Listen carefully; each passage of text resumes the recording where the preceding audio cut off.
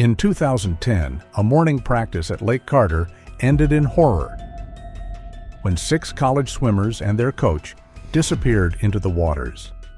For 11 years, the lake lay untouched, offering no trace, no sound, no memory of what it had taken.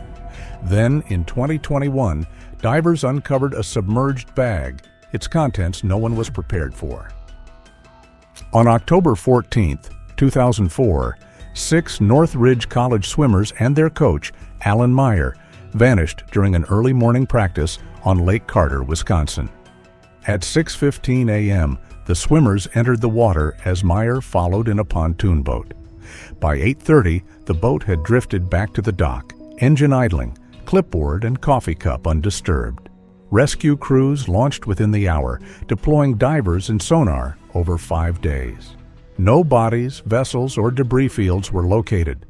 The only item recovered was Meyer's whistle, found floating near the North Shore.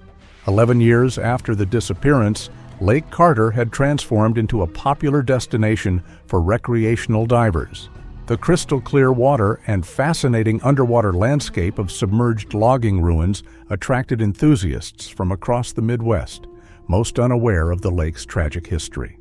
Lisa and Grant Holden were among these weekend adventurers. The Minneapolis couple had discovered scuba diving during the pandemic, finding solace in the underwater world when the surface seemed chaotic and uncertain. Lake Carter had become their favorite spot, offering visibility up to 60 feet and historical artifacts that felt like exploring a sunken museum. As they descended that crisp October morning, Lisa's voice crackled through the underwater communication system, noting that the logging camp ruins were just ahead and reminding Grant that they were searching for the old mill foundation he had spotted the previous week. At 45 feet, the remnants of Wisconsin's timber industry came into view. Massive pine logs, preserved by the lake's cold water, lay scattered like fallen giants. Rusted chains and pulleys hung from submerged wooden structures, creating an eerie industrial graveyard beneath the peaceful surface. Grant had been photographing a particularly well-preserved steam winch when something caught his eye. At 60 feet, partially buried in decades of accumulated silt, a metallic glint reflected his underwater flashlight. He signaled Lisa to come look at what he had found. As they approached, the object's shape became clearer. It wasn't logging equipment. The metal was too modern, too refined. Grant carefully brushed away layers of silt with his gloved hand, revealing what appeared to be fabric tangled with a heavy chain. Lisa observed with tense concern that the object didn't belong there.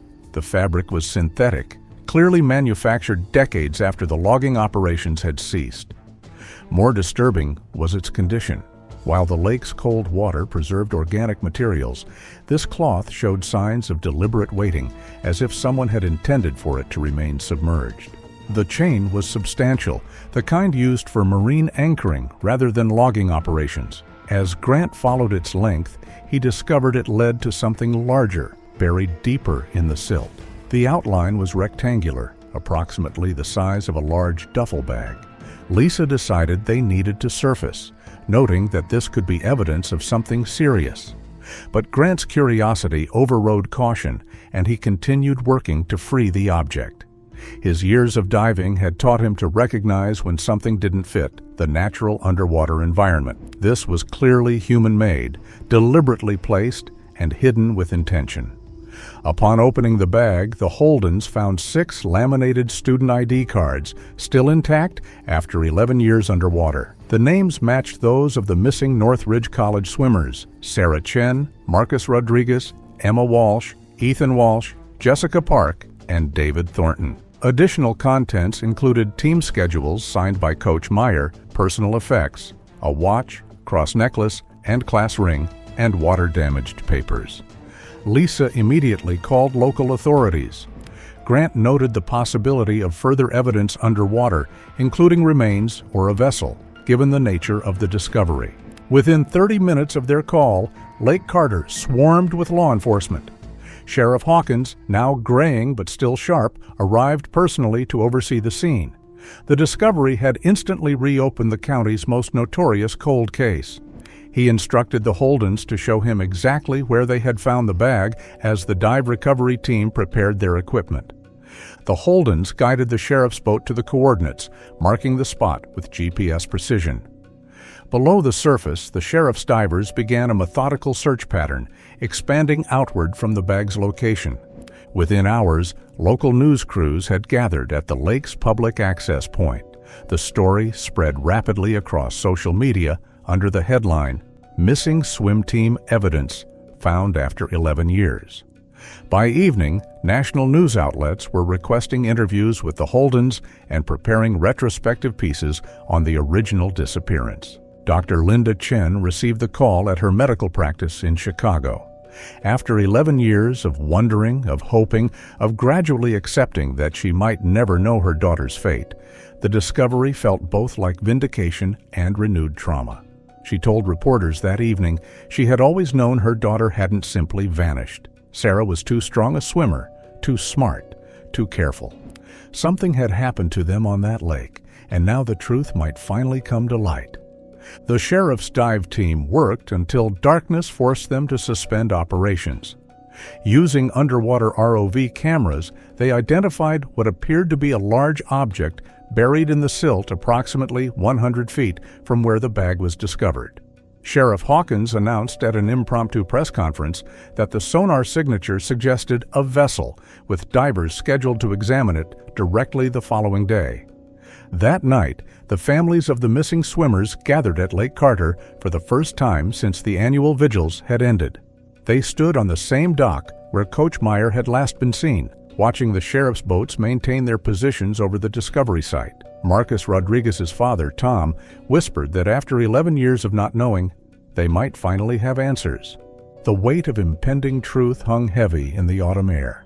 Whatever lay beneath Lake Carter's surface had waited patiently through more than 4,000 days of uncertainty.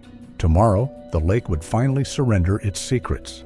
As the families maintained their vigil through the night, none of them could have imagined how much more shocking the truth would prove to be. Dawn broke gray and cold over Lake Carter as the sheriff's dive team prepared for what would become the most significant underwater recovery operation in Wisconsin history. Sheriff Hawkins had called in specialists from the state crime lab, underwater forensics experts, and a team of marine archaeologists to ensure every piece of evidence was properly documented. The ROV footage from the previous evening had revealed the unmistakable outline of an overturned pontoon boat, its twin aluminum floats buried deep in the lake's silty bottom. After 11 years of submersion, the vessel had become part of the lake floor itself, camouflaged by accumulated sediment and aquatic growth. Dr. Sarah Mitchell, the state's lead underwater forensics specialist, explained that the boat's position was consistent with rapid sinking. She noted it lay approximately 200 yards from where the original search teams had focused their efforts. The first diver to reach the wreck radioed back with disturbing news. Both pontoons showed significant damage, with multiple puncture wounds that could not yet be confirmed as either impact-related or deliberate sabotage. As the recovery team carefully excavated the boat from its silty grave, a heated debate emerged among the experts. Marine engineer Robert Hayes argued that the punctures could have been caused by underwater debris from the logging ruins, which had sharp metal edges capable of piercing aluminum under the right conditions. Dr. Mitchell disagreed, insisting the pattern appeared too uniform and systematic, more consistent with deliberate puncturing using a tool such as an ice pick. The most disturbing discovery came when divers examined the boat's interior. Strapped along the floor were 6 weighted training belts, the kind swimmers use to add resistance during practice. Each belt was secured with heavy-duty straps, creating what looked disturbingly like restraints. Investigators later showed photographs of the equipment to Rebecca Thornton, David's sister. She confirmed that Coach Meyer often had the team use weighted belts for endurance training, but noted that they had always worn them around their waists, never strapped to a boat. The positioning of the belts raised immediate questions. Were they emergency ballast, hastily attached as the boat began taking on water? Or had they been deliberately placed to ensure the vessel sank quickly and completely? Sheriff Hawkins now faced competing theories and mounting public pressure. The media seized on the story, with cable news programs providing hourly updates and expert panels debating each new piece of evidence. At a press conference, she announced that the incident was being treated as a potential homicide investigation, though no official determination of foul play had yet been made. The absence of Coach Meyer's student ID from the recovered bag had not gone unnoticed. While all 6 swimmers' identification cards were present, along with their personal effects, none of the coach's belongings were found. Dr. Mitchell explained to the investigative team that either his items had been stored separately or he had not been with the team when they went into the water. Both possibilities raised troubling questions. The forensic examination revealed other unsettling details. The boat's emergency equipment, life jackets, flares, and a marine radio remained secured in their storage compartments, unused. If the sinking had been accidental, why had no one attempted to deploy safety gear? Most puzzling of all was the boat's fuel system. The engine had been found in neutral, with a nearly full tank of gasoline. If the coach had been trying to rescue swimmers in distress, the engine would have been running at full throttle, burning through fuel rapidly. Dr. Mitchell confided privately to Sheriff Hawkins that everything about the scene suggested the boat had been deliberately scuttled, but proving that in court would require finding Coach Meyer and hearing his account of events. As the forensic team continued their painstaking work, the families of the missing swimmers struggled with the implications of each discovery. The evidence suggested their loved ones hadn't simply drowned in a tragic accident. They might have been victims of something far more sinister. The forensic revelations sent shockwaves through the families who had spent 11 years believing their loved ones had died in a tragic accident. Now faced with evidence suggesting deliberate sabotage, their grief transformed into something far more complex, a mixture of rage, confusion, and desperate need for answers. Dr. Linda Chen said during an emotional interview outside the sheriff's office that she had trusted Alan Meyer with her daughter's life. She explained that Meyer had not only been Sarah's coach, but had become like family, attending birthdays and helping with college applications. She asked how someone they loved could have betrayed them and been responsible for the children's deaths. The families found themselves torn between relief at finally having answers and anger at the questions that remained. If Coach Meyer had orchestrated their children's deaths, they wanted to know where he was now, why he had done it, and most painfully, whether their loved ones had suffered. Sheriff Hawkins urged caution as wild theories began circulating through social media and local gossip networks.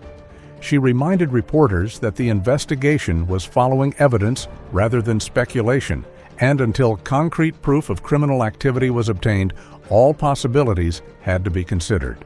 Despite her warning, the community's imagination had been unleashed. Old rumors resurfaced with new intensity.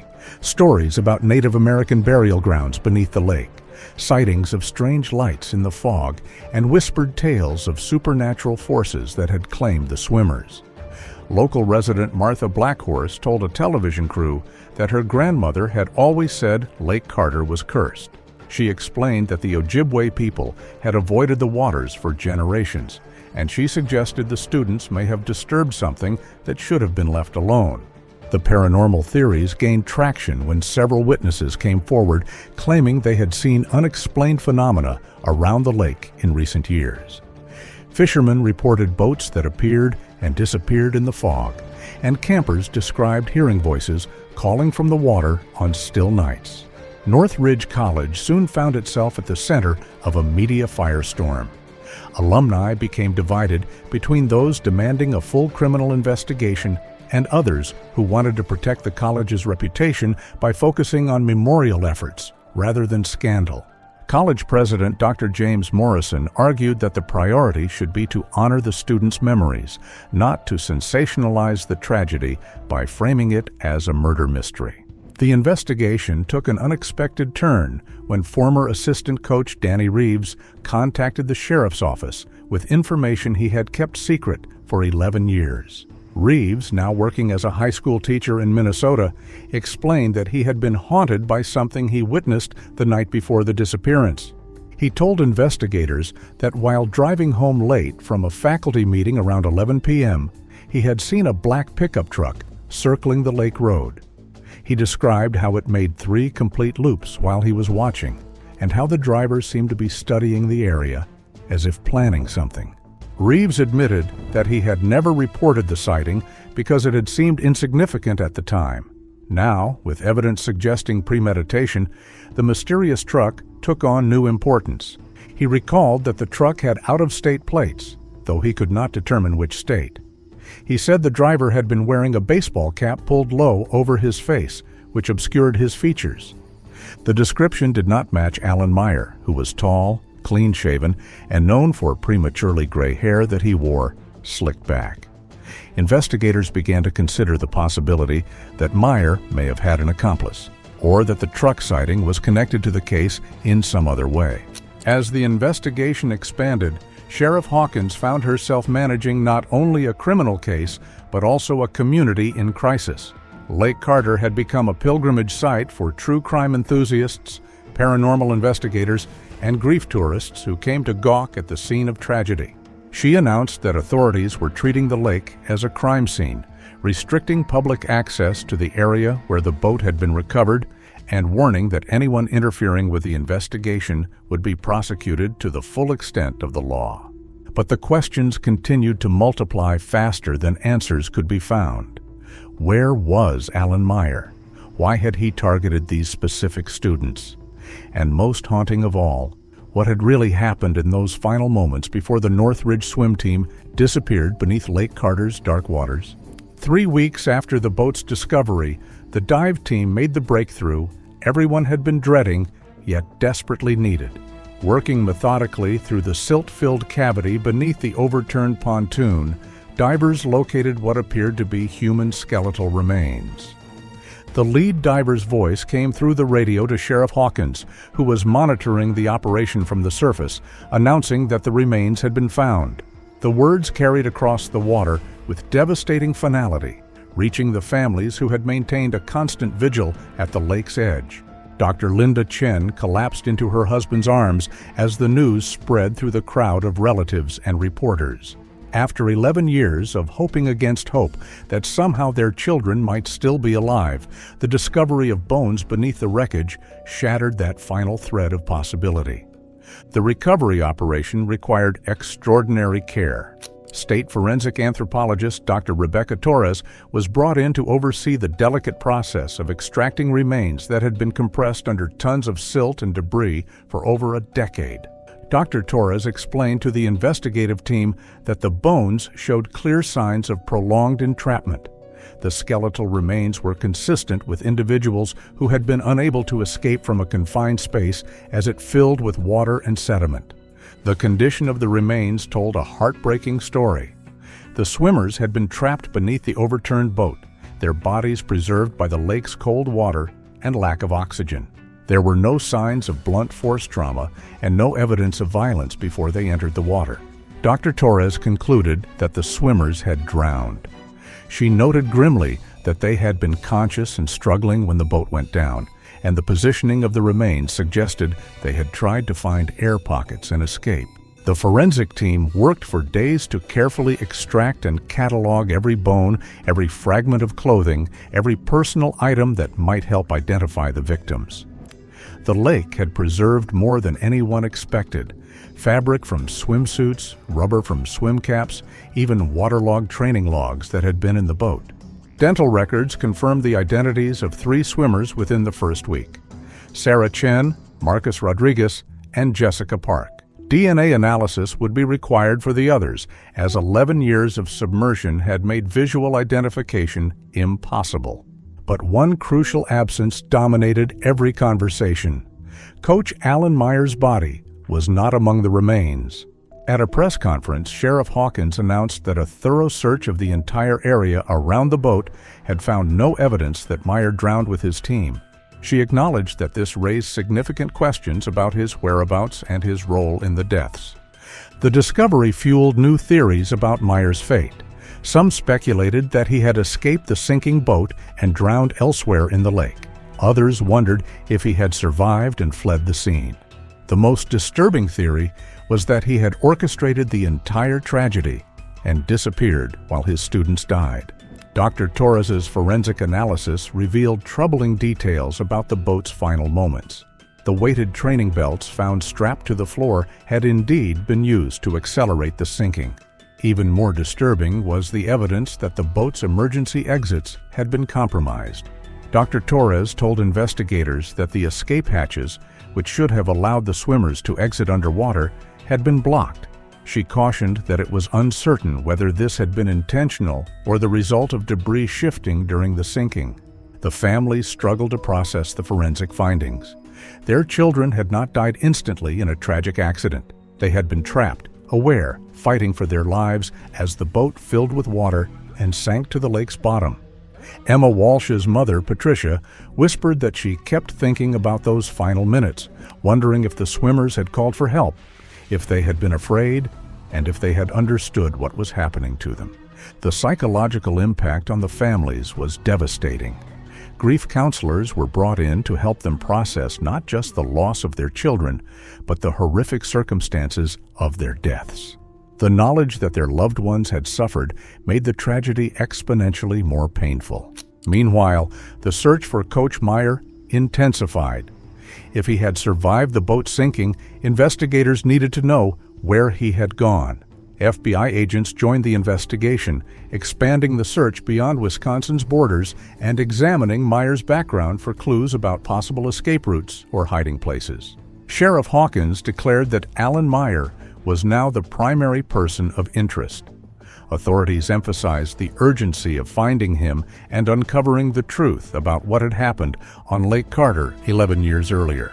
As the remains were transported to the state crime lab for further analysis, the families began planning funeral services they had never thought they would need. After 11 years of uncertainty, they could finally lay their children to rest, but the questions surrounding their deaths had only grown more disturbing. The breakthrough came from an unexpected source, a storage facility manager in Minneapolis who had been following the Lake Carter story on the news. Janet Morrison had worked at Secure Store Self-Storage for 15 years, and something about the missing coach's photograph triggered a memory that had been nagging at her for days. Morrison contacted the FBI tip line and reported that she was certain the man in the news had rented a unit from them. She recalled that it was right around the time of the swimming accident and noted that he had paid cash for a year in advance, which was unusual since most people used credit cards or checks. FBI agents arrived at the storage facility within hours. Unit 247 had been rented under the name A. Mitchell, close enough to Alan Meyer to suggest an alias, but different enough to avoid immediate detection. The rental had expired years ago, but company policy required holding abandoned units for 7 years before auction. Morrison explained to agents that the company had tried to contact the renter multiple times, sending letters and making calls to the number he provided. Every attempt had come back as disconnected or undeliverable. When the metal door rolled up, the contents of Unit 247 told a story that chilled everyone present. Neatly organized on metal shelving were boxes of training logs, VHS tapes labeled with dates and swimmer names, and most disturbing of all, detailed maps of Lake Carter with specific areas marked in red ink. Agent Sarah Martinez, the FBI's lead investigator on the case, immediately recognized the significance of the find. She told her team that this was not the storage unit of someone who had died in an accident, but evidence of premeditation. The training logs revealed Meyer's obsessive documentation of his swimmers' abilities, their schedules, and even their personal relationships and family situations. Each student had a detailed file containing information that went far beyond what any coach would normally collect. But it was the lake maps that provided the most damning evidence. One chart was marked Drop Zone with precise coordinates that matched exactly where the boat wreckage had been discovered. Depth measurements, current patterns, and seasonal visibility conditions were all meticulously noted. Martinez observed that Meyer had studied the lake as though he were planning a military operation. Every detail had been calculated to ensure the boat would sink in the deepest, most remote area possible. The VHS tapes contained hours of training footage, but also something more sinister, recordings of private conversations between Meyer and individual swimmers. The audio quality suggested hidden recording devices, capturing moments when the students believed they were speaking confidentially with their trusted coach. Most shocking of all was a manila folder labeled Insurance Documentation. Inside were copies of group life insurance policies that Meyer had secretly purchased on all 6 swimmers in early 2010, just months before their disappearance. During a briefing call, Martinez explained to Sheriff Hawkins that each policy was worth $500,000 and that Meyer had listed himself as the beneficiary, claiming he was their legal guardian for insurance purposes. The applications were fraudulent, but the insurance company had processed them without proper verification. The financial motive became crystal clear when investigators examined Meyer's personal records, also found in the storage unit. Bank statements showed mounting gambling debts totaling over $200,000. His credit cards were maxed out, his mortgage was in default, and loan sharks had been threatening him for months before the swimmer's disappearance. Martinez concluded that Meyer had been desperate. He saw the insurance policies as his way out of financial ruin, and $3 million would have solved all his problems. The storage unit also contained evidence of Meyer's escape plan: fake identification documents, travel brochures for countries without extradition treaties, and a detailed timeline for disappearing after the insurance claims were processed. Sheriff Hawkins realized that Meyer had never intended to die with the students. His plan had been to collect the insurance money and start a new life somewhere else. But the scheme had a fatal flaw. The insurance companies had refused to pay out without bodies or definitive proof of death. When the initial search failed to locate the swimmers, Meyer's plan collapsed.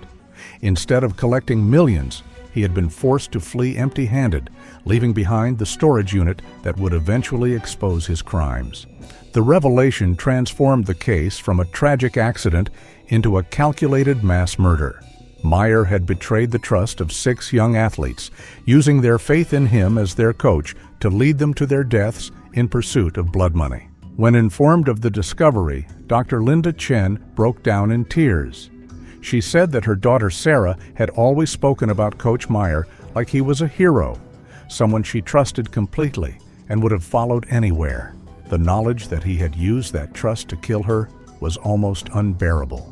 After 11 years of questions, the truth about Lake Carter was finally emerging, and it was more horrific than anyone had imagined.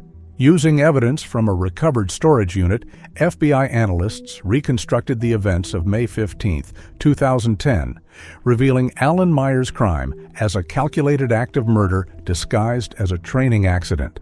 In court, Agent Martinez testified that Meyer had spent months sabotaging his pontoon boat, disabling safety equipment, and preparing weighted training belts as restraints. On the foggy morning of the practice, Meyer ordered his swimmers into the water, then lured them back under the guise of safety.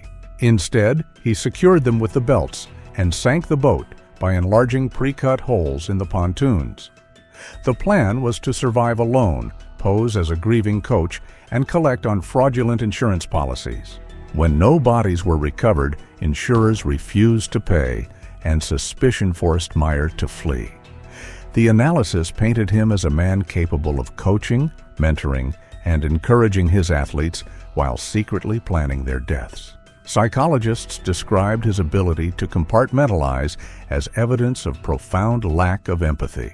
The exposure of Coach Alan Meyer's betrayal shocked families and institutions far beyond Lake Carter. 11 years after the swimmers' disappearance, their remains were recovered, and their families finally held a memorial service on the lakeshore. 6 roses were placed on the water at sunrise, honoring Sarah Chen, Marcus Rodriguez, Emma and Ethan Walsh, Jessica Park, and David Thornton. Despite a manhunt, Alan Meyer remained at large. For the families, closure came with both grief and purpose. Several became advocates for athlete protection, ensuring that their children's legacy would be stronger safeguards for future generations.